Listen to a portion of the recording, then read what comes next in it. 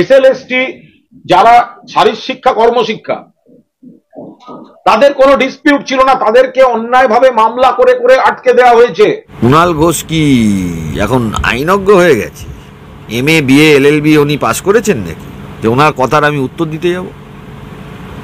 উনি কি MA BA LLB MCOM BCOM PhD একসাথে পাস করেছেন? নিজের ডিগ্রিটা বার করুন আগে, আপনি কি পাস, তারপরে আপনার কথার উত্তর দেব। বড় বড় কথা। যে চ্যানেলে বসতেন সেই চ্যানেলটা আছে এখন?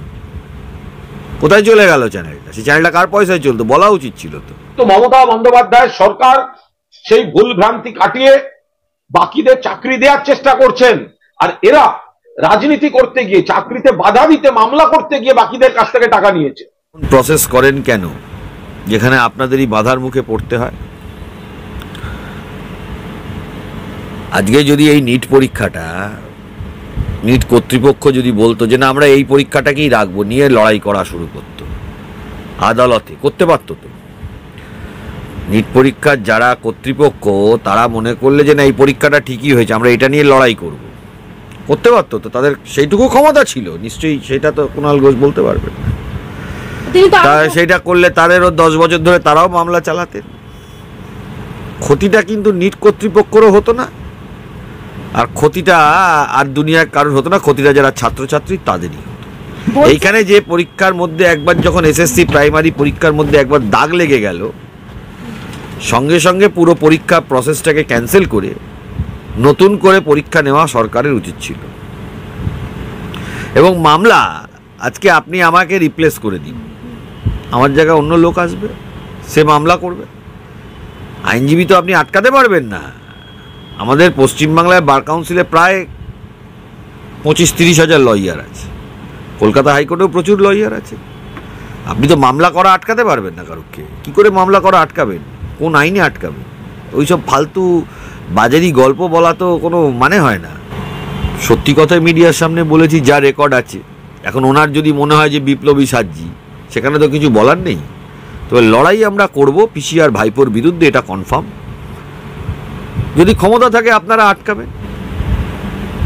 ওনার পকেট ভরানোর জন্য বললেন নাকি? এটা তদন্ত হওয়া দরকার। উনি কি বললেন?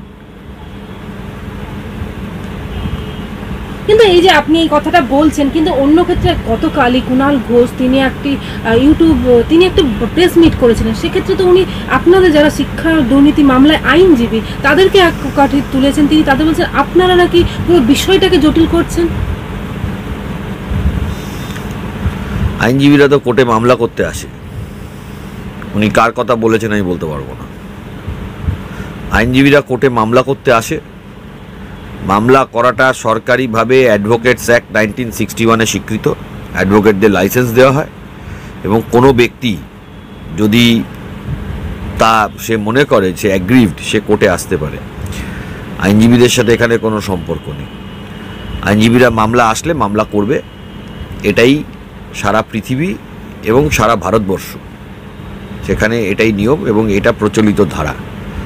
যখন উনি জেলে গেছিলেন তখন উনি আইনজীবী ধরেই মামলা করেছেন, এটা ওনার মনে রাখা উচিত।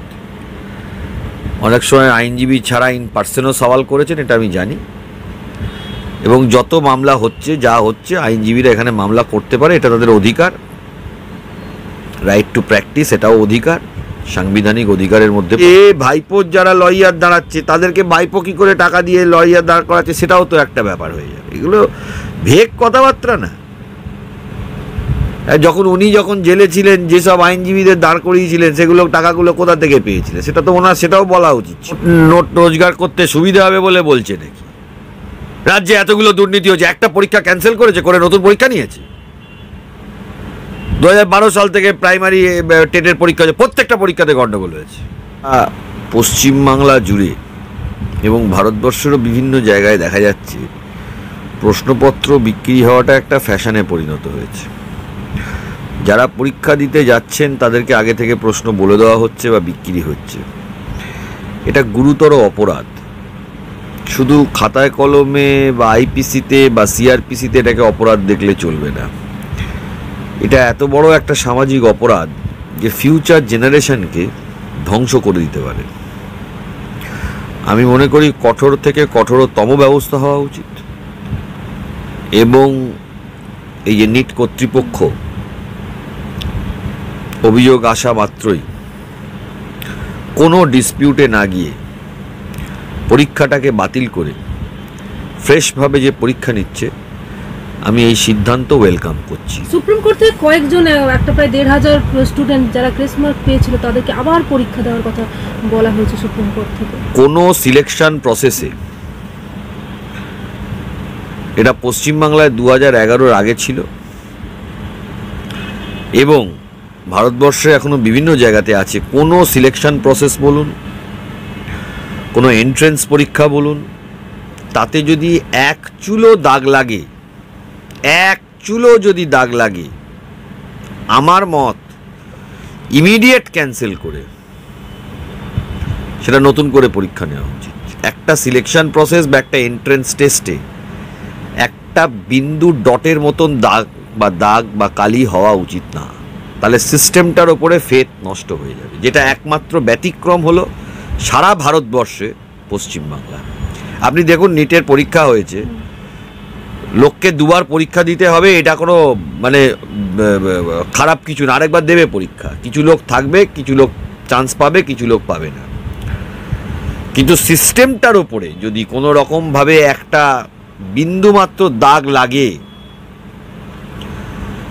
পুনরায় পরীক্ষা হওয়া উচিত বলে আমি এটা মনে করি। নইলে ভবিষ্যৎ প্রজন্ম, তাদের ক্ষেত্রে একটা বড় দাগ চলে আসবে।